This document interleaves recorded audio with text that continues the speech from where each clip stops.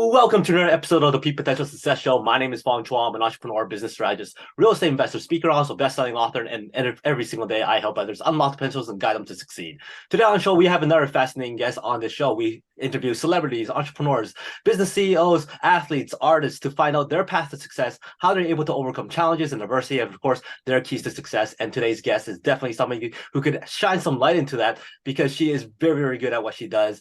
In this day and age, lots of people are very stressed out. Mental health is very, very important. And with the busyness of entrepreneurship, running businesses, investments, and all that kind of stuff, AI, stuff going all over around us, that gives us a lot of stress, lots of pressure. And our guest today is able to help us kind of hone in that peacefulness, get us to relax, find out how we can balance out that mindset so we are able to reach more success, be able to communicate with more confidence, being able to go do away with the negativities and to be not so, focused on being perfect, but being able to express ourselves through art and creativity because she's an award-winning author and artist, and she's able to help lots of people overcome so many different things when it comes to mindset through art. That's absolutely incredible. So please welcome artist, award-winning art mentor, creativity specialist, speaker, author, Karen DeLOACH. Hi, thank you. What a great intro. That was beautiful. Thank you. That makes me feel really confident. Well, awesome. Thank you very much for being here. It's not every day I get to speak with artists and people who are very, very good at what they do when it comes to artists, art and creativity. Lots of my guests are speakers, are real estate investors, are entrepreneurs who are very focused in business and very focused in helping people achieve that success in wealth and all that kind of stuff. But you help people with regards to their mindsets. Now, before we get to those questions, I would like to ask, how did you become the artist you are today? Because when you were born, was that the first I went to art school. I'm gonna go and do art for the rest of my life kind of thing? Is like, what was your path? Yeah, I had a struggle actually trying to figure out which way, because I love theater and acting. Matter of fact, I went back to school in my 50s to go to film school. I teach film school to Ugandan youth that I got to work with last year. And anyway, that's a side note. But I went to school for art and theater as my minor, and I was very drawn to art from a young age. I love to look at art. I love to study art. It is still a surprise that I wrote an art history and appreciation textbook because I teach in college. And as an artist, I always felt like art history books were more geared towards the intellectual side of the arts, more left brain, if you would. And as an artist and trying to help people appreciate, I think that's so more right brain. And at that time, I didn't understand so much about left brain, right brain. I have studied to learn the science behind what I do. But when I was a young person, I just knew I was drawn to all things creative. And I was confusing. You know, when you're young, you want to be a master of something, but I just had so many interests, and I was even a college level athlete and did sports. And so there were so many things I wanted to do. So, you know, one of those jack of all trades, master of none thing, but they were always in that right brain creative realm. I'm still part of an acting troupe here in the low country of South Carolina. So I keep myself very involved in the arts. And since I married musicians, all of our children are all in the creative arts. One form or another, usually multiple. So it's really part of who we are. What I've come to later in life is how to master marketing and sales and business. So, you know, I was a homeschooler for 30 years teaching families, all ages, art and theater and filmmaking. And so I didn't have to market. I didn't have to sell. We did co-ops. We had our own newsletters. And this has been a challenge ever since COVID, coming online and figuring out, okay, how do we reach more people? We're all going online now. How do I teach visual arts online? And that has been my study these last 3 years, and understanding how the arts benefit everybody. Because you hear people all the time say, I can't draw a straight line. You know, well, hello, if I need to draw a straight line, I use a ruler like normal people. But I understand how our right brain can get squashed. And if you don't mind me just sharing just a little bit more about this, in our culture in the West, we really teach left brain skills and development. That's what we test. That's what we score on. That's how we get to college, get good grades, get a good job. And those are all left brain memorization, critical thinking, organization, and which are all really, really good things, of course. But as you mentioned before about life balance, we have a half of our brain that is wired and geared towards the creative. And unless you nurture and keep it growing, you're going to be really out of balance. All of us, whether you want to be an artist, a singer, a dancer, a musician, there's so many ways to be creative, or a writer like you have. Podcasting itself is a creative activity, what you're doing. And as an author, that's a nice creative balance that you've got going in your life. So I ask that, I just think about this. You ask a room of 5-year-olds, do you like to color, dance, draw, sing, bang on the drums, act? You almost have 100% saying yes. But you ask a room of 15-year-olds that same question, maybe 10% say yes. So what happens in those 10 years? They don't lose their capacity for creativity. What they lose is the development of that right brain creativity. And it's a sensitive, intuitive, imaginative, very gentle part of us. And consequently, it's sensitive to criticism and judgment. And most of us, especially as adults, we have that left brain bully. You can't draw with a dingling, or you can't sing, you can't dance. You just stick with what you know, and it constantly berates and puts down that right brain. And so that's why I call myself a creativity specialist, because my goal is to create a safe space for people to develop their own creative venture, whatever way it takes. Wow. You said a lot of great things during that first thing there, and I have so many questions that came out of that. My first question with regards to what you just talked about is, you talked about how in this world, they take art and they break it down into very left-minded ways of studying it. Give us an example. Like, let's say if we were to take, the only thing that comes to mind right now is the Mona Lisa. If you were to break that down from a left-minded analysis, compare that to a right-minded analysis, what would be the difference? Okay, they would talk about technical things like, Leonardo da Vinci, when he did this painting, the model, he was using the new medium of oil paint. He was using glazing to imitate the layers of skin on her beautiful complexion, this enigmatic smile that she has. Or they'll talk about maybe just in this picture behind me, the atmospheric perspective that is there with a kind of blue-green background and the river going back behind it. So they may talk about a couple of visual aspects, but it's always from an analytical point of view instead of telling the story behind it. Do you know that when he died, even though she's a young woman, he did this painting when he was young, when he died in France, 40 years later, he had that painting on his possession.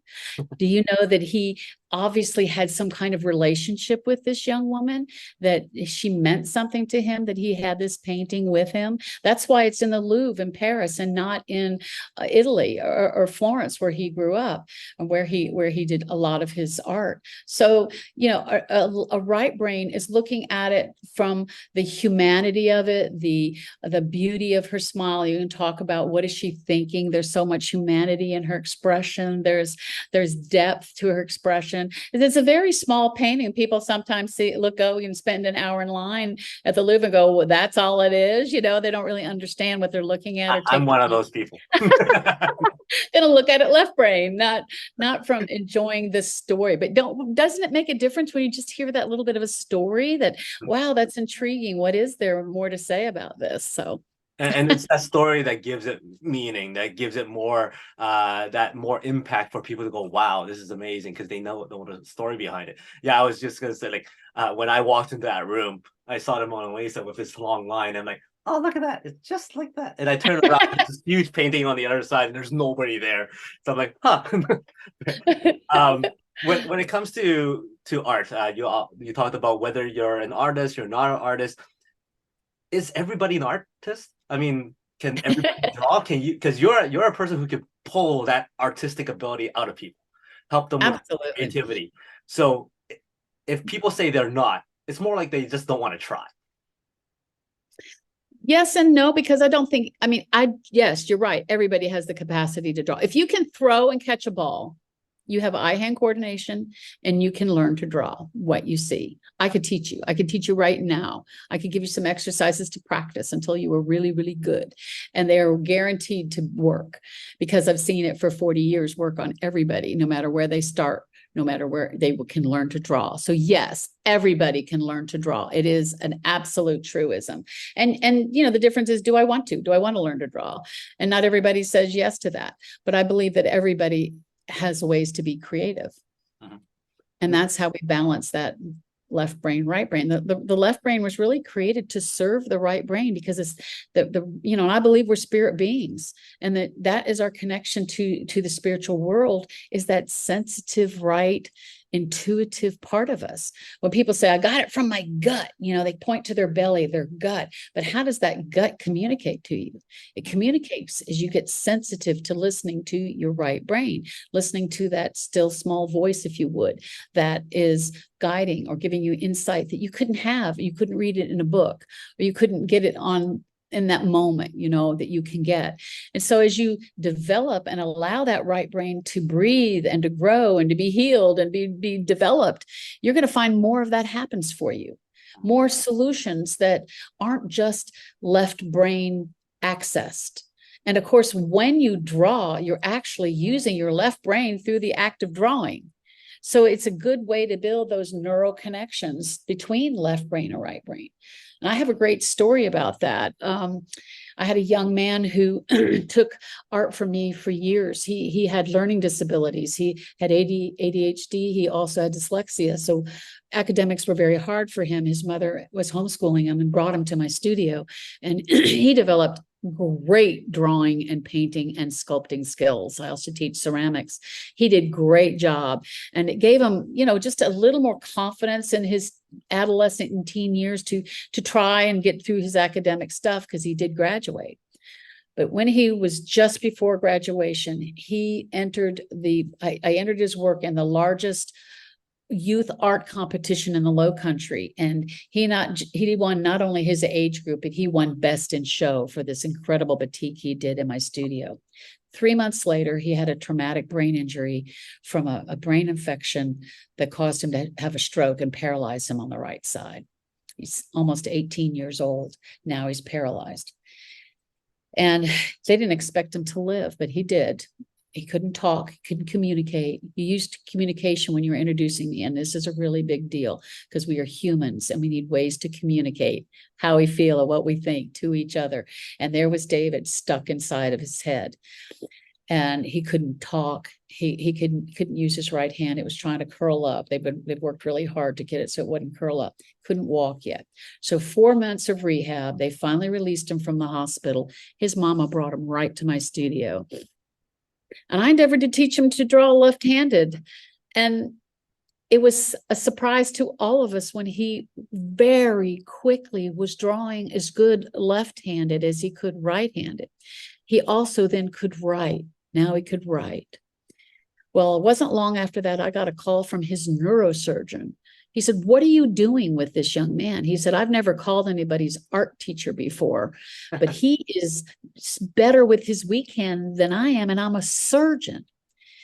Not only that, he is developing his speech, his right hand, and use of his right side. So what is going, just keep doing what you're doing, because I couldn't explain the science of it. I'm not a neurosurgeon, obviously, but the neural pathways he had already been developing, left brain, right brain connection, were still there. His prefrontal cortex was damaged. He still struggles a little bit with his speech, but he can talk now. Great. He walks. You can hardly see any limp whatsoever, but he's still writing and drawing with his left hand because he can do it as good. And this is not somebody that was left-handed. Okay. He was somebody totally right-handed. So I saw the ability of art to heal, and it just got me very, very excited. Another example is in Walter Reed Hospital in the last few years, bringing soldiers back with, traumatic brain injuries and PTSD. They put them through some therapeutic exercises to help them mentally and emotionally. And when they all left, they said their very favorite thing to do was the art. Now, these are soldiers, so they're not used to being artists, right? But they all loved what they were doing, and it brought peace. And you were talking about the stress of life as business people, that cortisone gets released when we do something that makes us happy. And just the act of looking at art releases serotonin, which is the happiness chemical. So there is a connection in the brain when you do something that brings beauty. We're the only created beings that appreciate beauty. And so, just appreciating your beautiful bridge, that they just built in your town, or the beautiful skies or trees, water. I live near the beach. So it releases something in your soul that reduces that cortisol that is stress and brings you peace. That's why people do a lot of breathing, deep breathing, but I'd rather look at beauty and get my joy that way. So it has been a great adventure seeing how doing art can bring healing to people.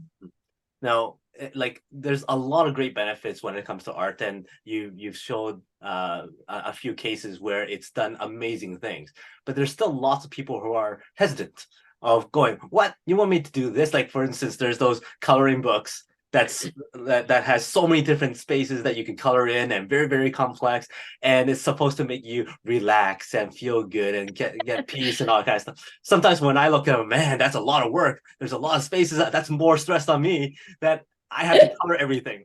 So when it comes to telling people, hey, you need to sit down and draw, or hey, you need to sit down and be creative, what are some of the most common common things that people say to you that prevents them from doing it? Oh yeah, it's totally that left brain bully. I can't draw, I can't paint, I can't do sculpting. I mean, obviously the visual arts are my area of expertise, but I've been studying lots of ways to get that same creative boost, and journaling, writing is one of them. Taking walks. And in not just, I'm counting my steps here, that's a left brain way to take a walk. I've got, 1,000 more steps to take today to make my quota. I mean, that is the opposite of what I'm talking about. I'm talking about taking a stroll, or even if you're walking fast or taking your dog out, notice the sky, notice the trees, notice the people, notice the buildings, whatever is interesting to you. I have some people, they love fashion. So they're going to look at everybody's coats or jackets or sweaters or scarves. They're going to notice the colors.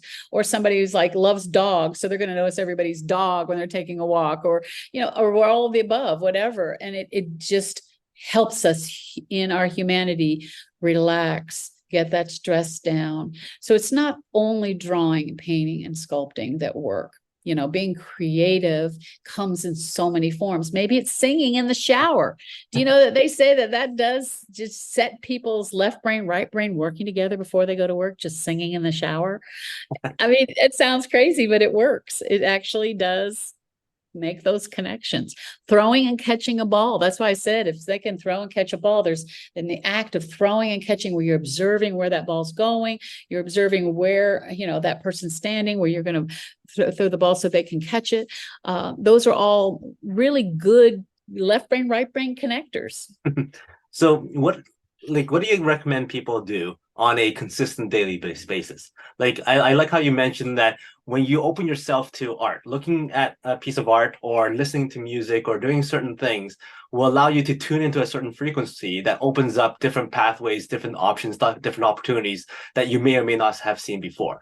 So for example, I might be hosting an event, and I could be very left-brained as to how I could organize that event, right? Schedules, times, and all that kind of stuff. But then all of a sudden I go, oh, wait, if I started with this bang, or this big artist coming in, or this big, what do you call it, explosion or something, that's the artistic side of it that makes it more interesting for people to grasp. So for someone like yourself, who's working with people, developing that right brain, developing that creativity frequency in their minds, what do people usually should do? What should people do on a daily basis from a creative standpoint?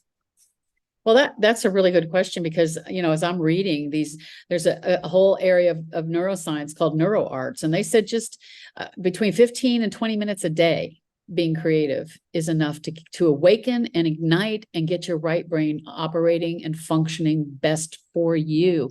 Wow. And, I mentioned taking a walk and noticing the environment, noticing those that are around you, not being only in your head, right?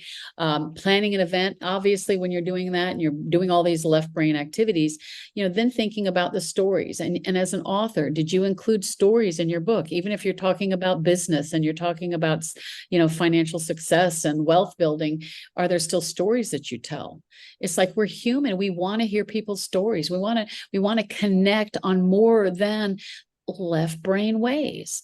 And so maybe when you're organized, you're thinking not, I can do, Sally, Joe, Jim, and John, but wow, what stories how are they going to ignite the imaginations of the people that are listening to them, that are watching, that are here, that maybe their story is going to touch them in a deep way, and they'll be more open for Jim, who's got some practical steps, So, there's different ways to look at it than just, all right, so-and-so is going to be here then, and we're going to be here at this room. And there's a lot of details. We all need both sides. It's not an either or thing. And I think that's why I'm passionate about the creative side, because I feel like that's what our culture has spent too much time ignoring and even hurting and damaging, because it's sensitive. And so we have to shut those voices down that try to shut us down and say, you can't do that, and it's like, all right, take time in this planning to say, how can they get some creative blessings out of this too? Maybe because it is some beautiful colors on the screen, on the platform, or some backdrop that will be, excite their imagination. I just had to do some headshots because I also am a speaker. So I'd love to do any stages, but so I did some headshots with my artwork behind it, superimposed paintings or just a close up of a painting or some of my pottery or some of, just to, this is part of who I am. It's not just a grandma here, but I'm interested in everybody's creativity, I guess. Very, very cool. At the very beginning, you mentioned how kids, if you ask a whole bunch of 5-year-olds, they're all going, yeah, I love dance. I love it. If you ask them if they like math, they're like, what? No. But when you ask like 10-year-olds, 15-year-olds, you start to see that interest or that excitement diminish a little bit. And then when we get to our adult stages, we're like, yeah, we can't draw. We can't dance. We can't do this. We can't do that. Now, a lot of that is because of the realization of putting yourself out there, being exposed, having seen people have that ability to judge or critique what you do, and they want to prevent even that from happening, so they don't even start. So for yourself, when you're working with people who want to express themselves, but they're afraid of backlash or afraid of feedback, what do you say to them? Yeah, that is such an excellent question. And you're right. That is huge. I call it the paralysis of perfectionism. And we need to give ourselves grace to have a learning process, number one. Just like I've had to have grace as I've had to learn marketing and skills. I've had a steep learning curve, like, oh, people have been doing this for decades and they don't teach you that in art school. They don't even teach it in film school. So we don't know anything about it. So yeah, there's a lot of failure along the road. And I create, and this is very, very important, what I call a safe space, that this is a no criticism zone. We're not going to engage our left brain other than we're going to be working where it's hands-on, which makes it left brain, right brain, good balance, but no criticism is allowed. And for some people, that's really hard, even little ones. My studio, you walk through here, this is a no criticism zone. And then one of them will say, I can't do this. It's like, wait a minute, are you talking bad about my student here? It's really kind of a habit to develop, to not stifle our right brain that way and understand it's sensitive.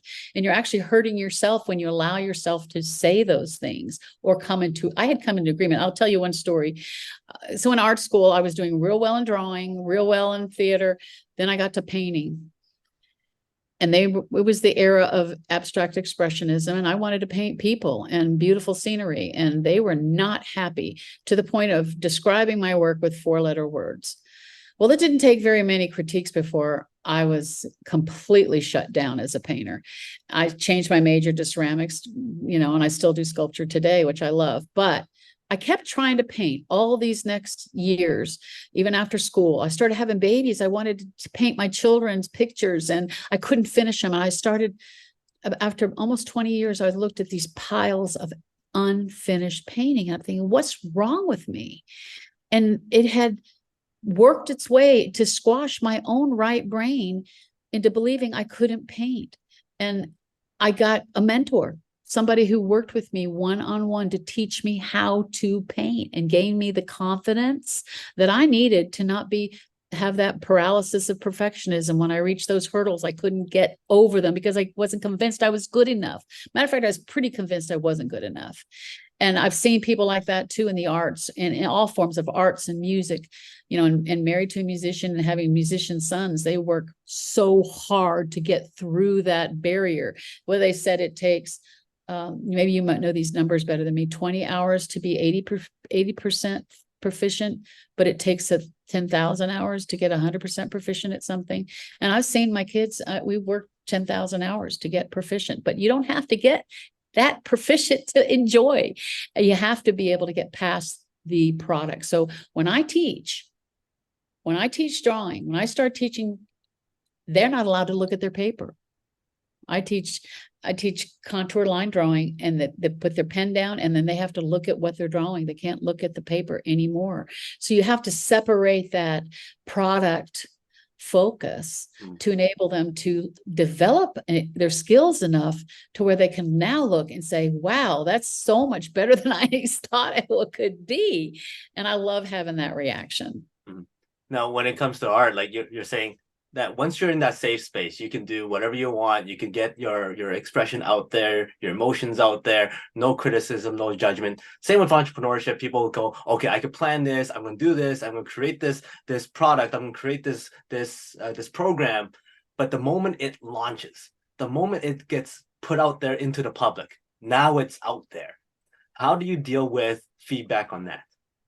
Do you read comments? Do you actually look at a whole bunch of these people saying things about good or bad, right? Yeah. Do you actually spend time doing that, or you just go, you know what? I know what I got. It's out there.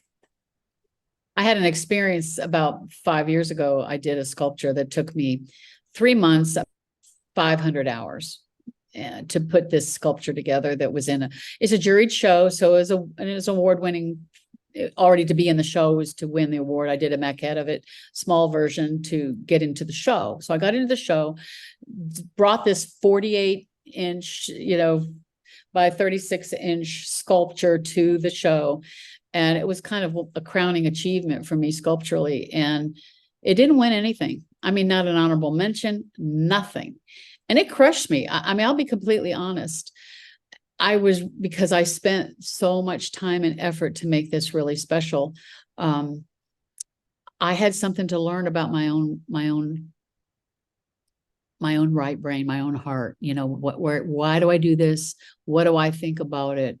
And does it matter more than what some judge who doesn't even know what this is thinks about it?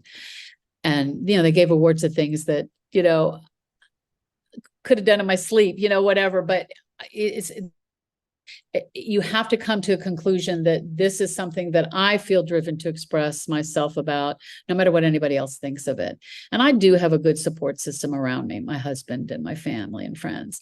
And then I did a room installation, and that also took 9 months to build, that had a tremendous success. So, you don't always win. I don't always win the competitions. I just did a painting and entered a show and won Best in Show recently for a painting.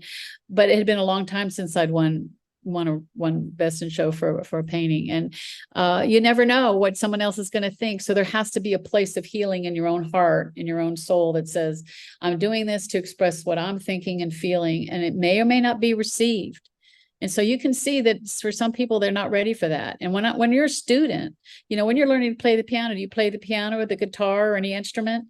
At first you're just learning where your fingers go, and you're, playing, Mary Had a Little Lamb or whatever. You're not playing, Beethoven and Bach at first, and you're learning where they go, and you have to feel like it's okay to be in this learning curve where I'm learning my way around, and nobody but me and my teacher hear us, right? Or maybe my mom and dad, or maybe my spouse if I'm late in life. I'm just convinced that there's just it's never too late to be creative. It's never too. I mean, I just wrote my books. You know, 2020 is when I wrote this 630-page textbook. I mean, it wasn't really something I thought I would do, but I have an opinion about art history, and I have a rural school in South Carolina. It's not a big city. I have students that probably never going to take another art class in their life. I'm like, I get one shot at them, you know, and I'm going to inspire them to find what they love about art, find something that they can relate to and enjoy, make sure there's so much variety of artists that they can hear their stories and find out what they love and choose somebody to study further. And then I make them try it. They use my how to draw book, and they have to do these exercises and stir it up. And again, I don't grade on talent. You do what I ask you to do in a timely manner, you're going to get 100. I don't, you know, no matter what it looks like, because it's the effort that brings the benefit. Right. I mean, how do you judge? Like, that's always something that confuses my mind. It's art critics and like judging art. When art is an expression, art is a feeling and emotion. No matter what it seems like it is to you, you have absolutely no right to go, oh, that's bad or that's good, because or it just makes you feel a certain way, right? So when you go, hey, you're gonna get 100% regardless because of effort, I think that is true to what art should be. So when you go and look at art, what goes in your mind? Do you go, that could be done a bit different? Or do you go, I would do it this way? Or would you go, okay, I want to know more about the story? Like, how do you look at art? Yes to all of it. When I was 10 years old, I got to go to the World's Fair in New York City, and they brought Michelangelo's Pietà sculpture to the World's Fair. And my class was going, and we were going to see dinosaurs and the GE exhibit of the appliances of the future. Those were our three exhibits. We're going to take a bus. I was in New Jersey, and we went to New York, and they brought us before this sculpture, and I didn't want to ever leave. I couldn't believe that someone could take one piece of marble and create this incredible sculpture. It's kind of a triangular shape, more than life size, of Mary holding the dead body of Jesus, her son, on her lap. And, you know, for perspective, if a left brain to say, well, if she stood up, she'd be 8 feet tall. You know, she sculpturally, you know, anatomically, it's not correct. But the beauty and the angst on her face there, and you can see the holes. Now, I wasn't raised in a religious home. I didn't know I saw and felt the spiritual impact, even though I didn't know anything about the religious behind it. It touched me with the beauty, the way the veins were carved out of this piece of marble, the expression on her face, a mother losing her son. I mean, I never got over it. Matter of fact, I could cry right now, and I have that story in my book. And even when I tell my students every semester, I about cry, because this is what art should do. It should move you to feel something. And that's so personal, like music. Can anybody tell you what music you should listen to? I raised my kids on musicals because I love them. They still love them, but Zeppelin and the music of my generation, they have their own opinion, and that's good. I want them to, but they got exposed to what I love, raising them. But you're still going to enjoy the music that touches you. Why does it touch you? Is it the lyrics? Is it the tune? What is it about that particular song or that particular music that just set your soul on fire? And it's very, very, very subjective. And that's one of the difficult things, and why we can't be stuck on that perfectionism. It's not about perfection. It's about, has it touched you? Has it moved you? Does it make you feel something? Stop in its tracks. I go see art all the time. I live in a town with lots of art galleries and museums. Matter of fact, I give my students credit if they go take a picture of themselves in front of their favorite work at an art museum, because a lot of people in my area, these young people have they've never been to an art gallery in their lives. So they get credit for it if they go. We're trying to stir up a lifetime of enjoyment. So, I think there's a place for left brain, right brain. But understanding that there's a story, and what is your story and your connection to it. Now, right now, there's a lot of things coming out from AI and being relevant, whether you're an entrepreneur, you're an artist. How is AI being affecting the art world, and how do you help them overcome those challenges? That's a very good question. I absolutely love AI. If you're a writer, you love Chat GPT, gives you new words to put together. I've got a workshop coming on, gave me the word crafting vision. And as I laid crafting vision, I like that, I put it together. So I think that they're great tools. Anything that is a tool for your imagination is fabulous, or it solves a problem. Looking at the AI art, I think it's just completely left brain. And I think if you look at the AI art and start comparing it to art by humans, you can start perceiving that lack of soul, that lack of story behind it. It may be technically proficient and check all the boxes of composition and form and all of the things I teach my kids foundationally, but then it's missing that right brain personality.